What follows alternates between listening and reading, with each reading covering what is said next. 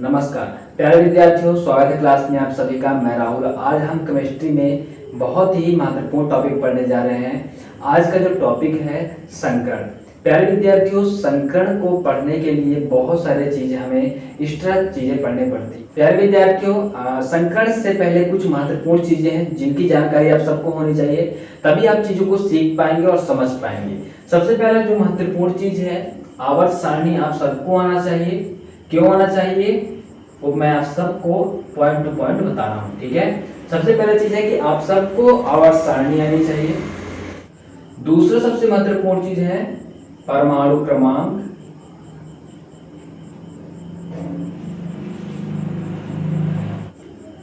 तीसरा सबसे महत्वपूर्ण चीज है जो बाह्य कोश के इलेक्ट्रॉन, इसे हम संयोजी इलेक्ट्रॉन भी कहते हैं, ठीक है। क्या बोलते हैं इसे हम? संयोजी इलेक्ट्रॉन।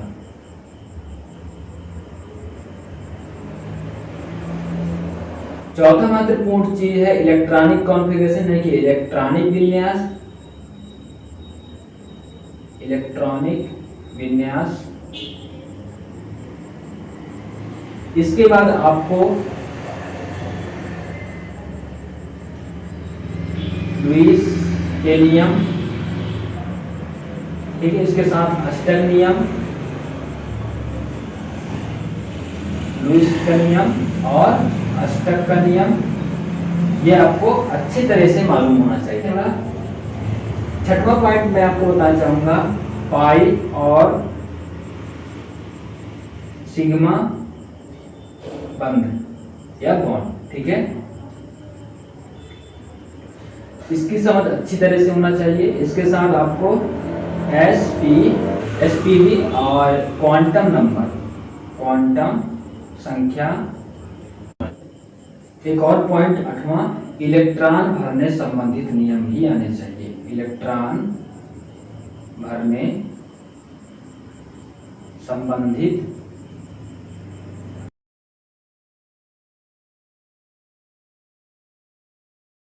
आवर्त सारणी, परमाणु क्रमांक, बाह्यतम कोश के इलेक्ट्रॉन, संयोजी इलेक्ट्रॉन जिसे हम बोलते हैं, इलेक्ट्रॉनिक विन्यास, लुईस का नियम और अष्टक का नियम मालूम होना चाहिए। इसके बाद पाई और सिग्मा बॉन्ड और एसपीडी के बारे में आपको पता होना चाहिए, ठीक है।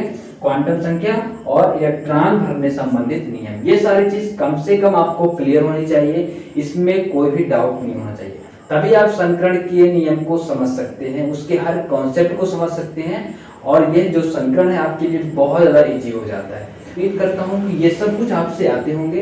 यदि आपको कोई भी पॉइंट नहीं आता है तो हमें कमेंट बॉक्स पर जरूर बताएं। तो मैं ये मानकर चल रहा हूँ कि आपसे ये चीजें अच्छी तरह से आ रही हैं, तभी आप संकरण पर सीख सकते हैं। तो आइए फ्रेंड्स, समझते हैं संकरण। बैलेंस वाली जो थ्योरी होती है, इसको हम आधार मानकर यह माना गया कि किसी परमाणु में जितने अयुग्मित इलेक्ट्रॉन होते हैं वह उतनी ही संयोजकता रखता है। कहने का तात्पर्य यह है कि जो बाह्यतम कोश के जो इलेक्ट्रॉन होते हैं, अगर किसी भी परमाणु का हम इलेक्ट्रॉनिक विन्यास करते हैं तो इलेक्ट्रॉनिक विन्यास करने पर हम इलेक्ट्रॉन जब हम कक्षकों में भरते हैं तो उसमें जो भी अयुग्मित इलेक्ट्रॉन हमें उपस्थित मिलता है तो वह क्या होती है, उसकी संयोजकता होती है।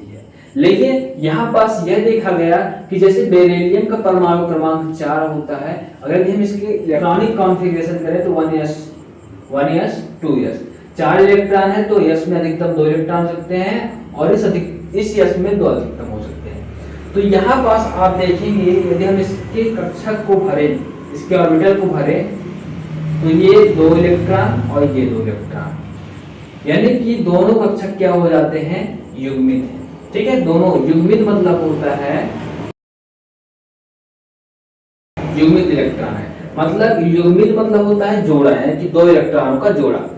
अब इसमें यह देखा गया कि बेरिलियम में कोई भी अयुग्मित इलेक्ट्रॉन नहीं है, और जब अयुग्मित इलेक्ट्रॉन है ही नहीं तो इसकी संयोजकता क्या होनी चाहिए, शून्य होनी चाहिए, लेकिन ऐसा बिल्कुल नहीं है। जब आप मॉडर्न पीरियोडिक टेबल देखते हैं तो इसकी संयोजकता आपको क्या मिलती है, 2 मिलती है।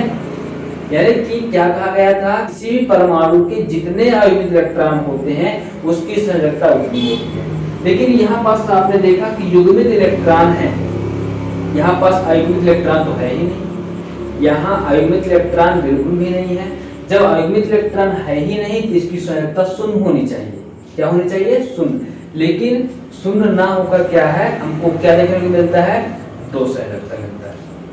अब इसके बाद यह सुझाव दिया गया कि जो युग्मित इलेक्ट्रॉन क्या करते हैं, ऊर्जा लेकर वो अगले वाले कक्षा में क्या हो जाते हैं, चले जाते हैं। यानी कि जैसे कि हम कुछ और कक्षक बना लेते हैं, जब इलेक्ट्रॉनिक कॉन्फ़िगरेशन करते हैं तो हमें मिलता है 1s 2s और 2p मिलता है। ठीक है, इसको हम px py 2px 2py और 2pz कहते हैं। 2pz होता है।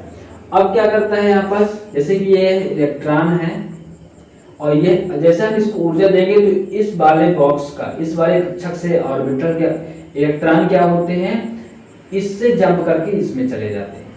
अब यहाँ पर देखेंगे कि 2 अयुग्मित इलेक्ट्रॉन हमें मिल रहे हैं, अतः इसकी संयोजकता 2। बात को समझ रहे हैं? तो ये क्या है, मूल अवस्था, और यह क्या है, उत्तेजित अवस्था। उत्तेजित मतलब गर्म करना, जैसे कि ये मूल अवस्था और ये। अब यहाँ पास महत्वपूर्ण चीज याद रखना कि जो इलेक्ट्रॉन होते हैं यह संकरण में भाग नहीं लेता है। लिख लीजिए कहीं पर कि जो इलेक्ट्रॉन है संकरण में भाग नहीं लेता है। ठीक है, जब इलेक्ट्रॉन भाग नहीं लेता तो फिर कौन लेता है? इलेक्ट्रॉन ये संकरण में भाग नहीं लेता। तो जब इलेक्ट्रॉन भाग नहीं लेगा तो कौन लेता है? कक्षक। लिख लीजिए कक्षक। तो ऑर्बिटल जो होते हैं, कक्षक जो होते हैं, वो कहाँ भाग लेते हैं? संकरण में लेते हैं। ठीक है, जैसे कि एक डंबल मैं ये बनाया और दूसरा डंबल ये बनाया। ठीक है, तो ये वाला पहले वाला परमाणु का डंबल दूसरे वाले परमाणु का डंबल क्या करता है? एक दूसरे को क्या करते हैं? ओवरलैपिंग करते हैं। और इनकी जब ओवरलैपिंग होती है तो कैसे होती है, ध्यान से समझना। जैसे कि ये और ये दोनों आपस में जैसे करीब करीब हो जाते हैं तो एक दूसरे के ऊपर ओवरलैपिंग कर जाते हैं, अति व्यापन कर जाते हैं। ठीक है, यहाँ पास जो बॉन्ड बनता है, व्यापन करते ही यहाँ पास जो बॉन्ड बनता है इसको हम सिग्मा बॉन्ड बोलते हैं। ठीक है, सिग्मा बॉन्ड को यदि मैं आसान भाषा में समझाना चाहूँ तो जैसे ये हमारे हाथों की उंगली और हम इसे लॉक कर दिए। इस प्रकार से लॉक करने पर यदि एक व्यक्ति इधर से एक व्यक्ति इधर से दोनों मेरे हाथ को यदि खींचे तो ये वाले बॉन्ड को खोलना बहुत ही कठिन होता है, हमें अत्यधिक ऊर्जा की आवश्यकता पड़ती है। लेकिन पाई बॉन्ड कैसा होता है? पाई बॉन्ड में क्या होता है, जैसे कि हमारा ये हाथ, दूसरा हाथ ये है और दोनों को आपस में जोड़ दो। ठीक है, दोनों को आपस में जोड़ दो। अब हम इसमें कितना भी बल लगाएं, ये अगर एक व्यक्ति इस साइड एक व्यक्ति इस साइड हमारे हाथ को खींचे तो ये बॉन्ड आराम से टूट जाता है। जो लॉकिंग सिस्टम होता है सिग्मा में इस प्रकार का होता है और पाई में इस प्रकार का, समझ लीजिए। ये छोटी सी चीज मैं आपको समझाया हूँ। अब हम चलते हैं संकरण की डिफिनेशन पर चलते हैं। संकरण की हम परिभाषा लिखेंगे, आप भी चाहे तो नोट डाउन कर सकते हैं। ठीक है, अपने नोटबुक पर चीजों को लिख सकते हैं। परिभाषा, संकरण की परिभाषा, डिफिनेशन याद रखना। ठीक है, लिखिए 2 या 2 से अधिक सन्निकट ऑर्बिटल, ऑर्बिटल मतलब कक्षक। ठीक है, 2 या 2 से अधिक सन्निकट ऑर्बिटल आपस में जुड़कर समान ऊर्जा के नए ऑर्बिटल बना देते हैं। ठीक है, 2 या 2 से अधिक सन्निकट ऑर्बिटल आपस में जुड़कर समान ऊर्जा के नए ऑर्बिटल बना लेते हैं, कहलाते हैं संकरण कहलाता है। ठीक है, संकरण कहलाता है। फिर से डेफिनेशन को समझ लीजिए, 2 या 2 से अधिक सन्निकट ऑर्बिटल आपस में जुड़कर एक नए ऑर्बिटल का निर्माण करता है, वो क्या कहलाता है? संकरण कहलाता है। ठीक है, जैसे कि एक पहले परमाणु का कक्षक हो गया ऑर्बिटल, दूसरे परमाणु का कक्षक हो गया। ठीक है, ये क्या करते हैं? ये एक दूसरे से जुड़कर एक नया कक्षक का निर्माण करते हैं, लेकिन जो इनकी ऊर्जा होती है, इन ऑर्बिटल की ऊर्जा होती है, जैसे इनकी होती है इसके समान ही इस ऑर्बिटल की ऊर्जा होती है। ठीक है, अभी बहुत सारा कुछ मैं आपको बताऊंगा, सब कुछ समझ में आएगा। ठीक है, तो इसको आप नोट डाउन करें जो आपके लिए इंपॉर्टेंट है। मैं आपको बताने वाला हूं संकरण के नियम। संकरण में भाग लेने वाले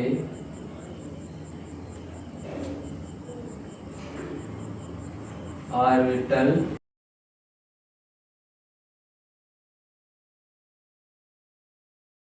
समान ऊर्जा के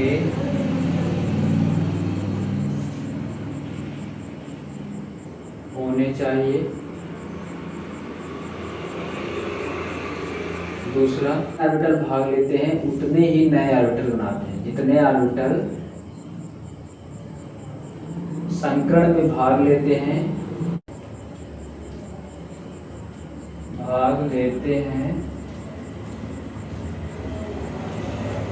उतने ही नए ऑर्बिटल बनाते हैं। नए ऑर्बिटल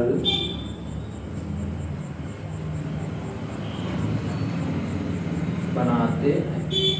ठीक है, तीसरा पॉइंट डालिए, संकरण में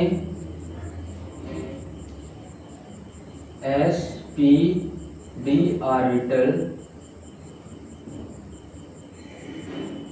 भाग लेते हैं। चौथा है अर्धपूरित ऑर्बिटल, अर्धपूरित कक्षक, पूर्ण पूरित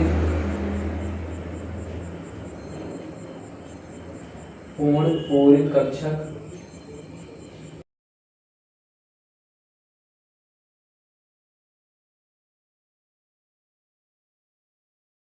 ऑर्बिटल रिक्त कक्षक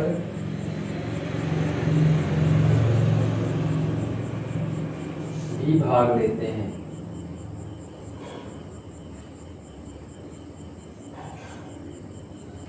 ठीक है, जैसे कि शुरू में मैंने बताया था कि पहले सुझाव था कि आयुग्मित इलेक्ट्रॉन जितने होंगे, ठीक है, तो वो ही उतनी ही संयोजकता रखते हैं, लेकिन वो नियम फेल हो गया है। तो फिर अर्धपूरित को भी ले लिया, पूर्ण पूरित को ले लिया और रिक्त कक्षक जो होते हैं इनको भी ले लिया। ठीक है, पांचवा रूल है संकरित ऑर्बिटल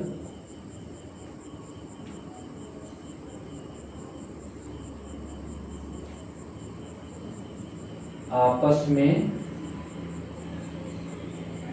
समान होते हैं, लेकिन त्रिविमी जो होती है इसकी त्रिविमी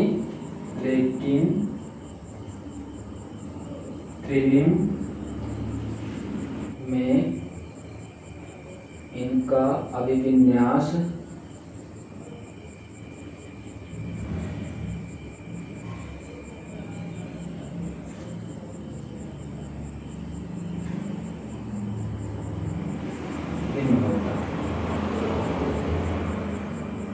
तो आप इसका स्क्रीनशॉट ले, पहले हम इसको समझते हैं फिर आगे के रूल पर चलते हैं।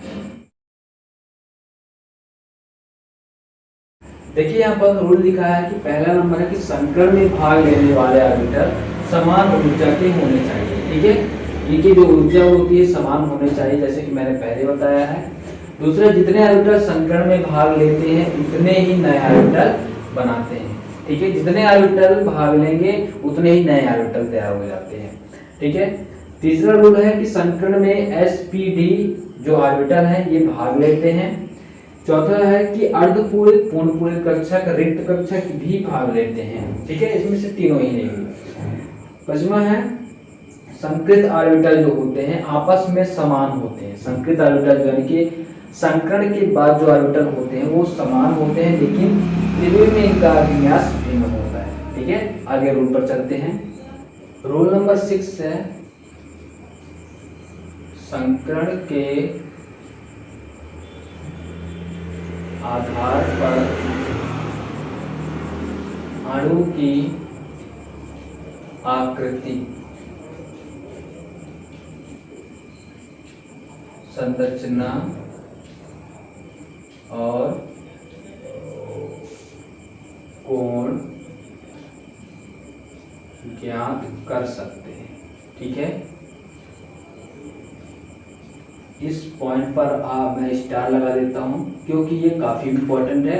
यदि आपसे पूछा जाए कि संकरण हम क्यों पढ़ते हैं, तो आपका सीधा जवाब होना चाहिए कि संकरण हम इसलिए पढ़ते हैं क्योंकि हम किसी भी अणु के उसकी आकृति, उसकी संरचना और उसके कोण को ज्ञात कर सकते हैं। नंबर पर चलेंगे, रूल नंबर 7 है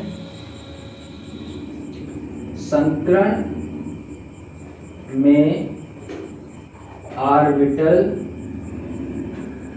भाग लेते हैं। ठीक है, इसके बारे में मैंने पहले बताया है कि संकरण में कौन भाग लेता है, ऑर्बिटल यानी कि कक्षक भाग लेते हैं। इलेक्ट्रॉन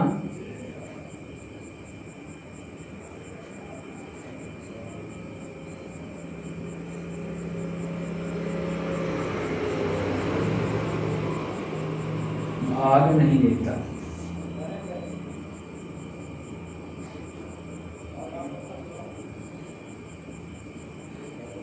ठीक है, 8 नंबर में लिखिए पाई बंध संकरण की प्रक्रिया में भाग नहीं लेता। ठीक है,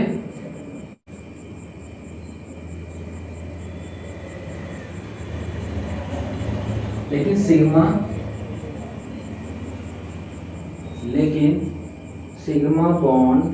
बंध भाग लेते हैं। ठीक है, जैसे कि मैंने आपको बॉन्डिंग बताया, तो पाई बॉन्ड इसमें संकरण में भाग नहीं लेते, इस बात को नोट डाउन कर लीजिए।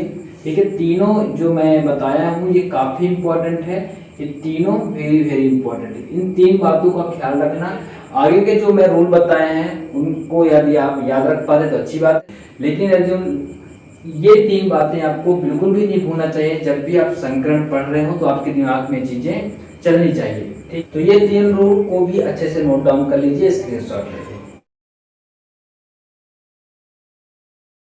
प्यारे विद्यार्थियों, मैं आपको अब संकरण के प्रकार sp संकरण, sp2 संकरण, sp3 संकरण, sp3d संकरण, sp3d संकरण, sp3d2 संकरण, sp3d3 संकरण। ठीक है, ये संकरण के प्रकार हैं, ये प्रकार हैं। अब देखिए, जब किसी अणु में sp संकरण पाते हैं तो उसकी आकृति क्या होती है और उसके कोण क्या होते हैं। ठीक है, उसकी आकृति और कोण का निर्धारण कैसे करते हैं। ठीक है, जैसे कि यदि आपको sp संकरण देखने को मिलता है तो आप समझिए यहाँ पास रेखीय इसकी आकृति होगी, तो इसका जो कोण होगा 180 डिग्री होगा। ठीक है, sp2 संकरण में इसकी जो आकृति होती है त्रिकोणीय और इसका जो एंगल होता है 120 डिग्री होता है। ठीक है, इसके साथ sp3 संकरण का होता है चतुष्फलकी और इसका जो एंगल बनता है वो 109 डिग्री 28 मिनट का। ठीक है, लगभग में रहता है sp2d। ठीक है, sp2 या फिर हम d, इसको हम इस प्रकार से भी लिख सकते हैं या dsp2। ठीक है, या इसको भी dsp3 लिख सकते हैं, dsp2 या dsp क्यूब। ठीक है, तो ये होगा dsp यानी कि sp2d वर्ग समतली होगा, वर्ग समतलीय होगा। इसका जो एंगल कोण होगा वो 90 डिग्री होगा। ठीक है, इसके SP3D का होगा त्रिकोणीय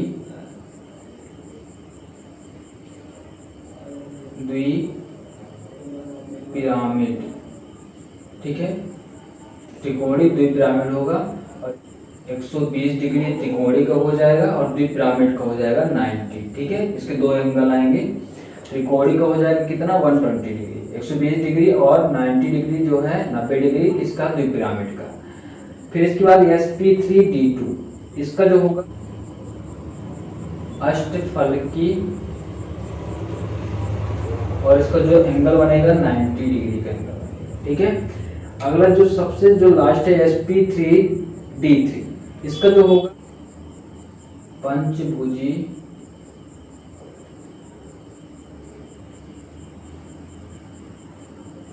द्विपिरामिड।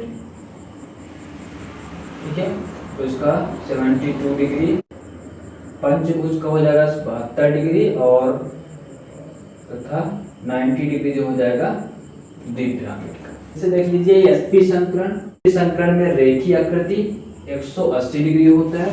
SP2 संकरण में त्रिकोणीय होती है 120 डिग्री।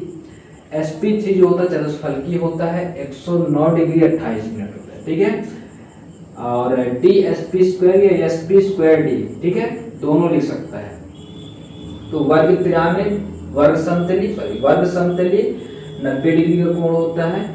फिर इसके बाद होता है SP3D त्रिकोणीय द्विपिरामिड होता है। त्रिकोणीय का जो होता है 120 और इसका हो जाता है 90। SP3D2 को हो जाएगा 90 डिग्री का एंगल होता है, अष्टफलकीय होगा। और SP3D3 होगा पंचभुजी द्विपिरामिड, तो पंचभुजी का 72 डिग्री और द्विपिरामिड का 90 डिग्री का जो कोण बनेगा। ठीक है, तो आकृति और कोण को हमने यहाँ पर समझा है। तो ये जो प्रकार मैंने आपको बताया ये सबको अच्छी तरीके से याद होने चाहिए और आप अच्छे तरह से देखें कि कौन सा संकरण है, इसकी आकृति क्या है, इसके एंगल क्या बनते हैं, ताकि जब हम इसके बारे में डिटेल से पढ़ें तो आपको सारे चीज अच्छे से समझ में आए। मैं जितने भी यहाँ पास प्रकार हैं सबके बारे में डिटेल से आगे आने वाली क्लास में आपको समझाऊंगा और इसके बाद फिर मैं आपको बताऊंगा कि कैसे हम किसी भी सूत्र को देखकर उसके संकरण को ज्ञात कर सकते हैं। देखिए बहुत ही आसान हो जाएगा, लेकिन ये चीजें आपको याद होनी चाहिए, तभी वह रूल आपके लिए काम करेगा। ठीक है, तो इस क्लास को मैं यहीं तक रखता हूँ। आप इनको अच्छे से प्रिपेयर करें, इसके जो मैंने आपको नियम बताए रूल वो अच्छे से प्रिपेयर करें ताकि आपको सब कुछ समझ में आए। इसकी जो डिफिनेशन मैंने आपको बताया वो आपको पढ़ना है। तो चलिए फ्रेंड्स, मिलते हैं अगले क्लास में, तब तक इनको अच्छे से प्रिपेयर करिए और इस क्लास को दूसरे फ्रेंड तक जरूर शेयर कीजिए। जय हिंद।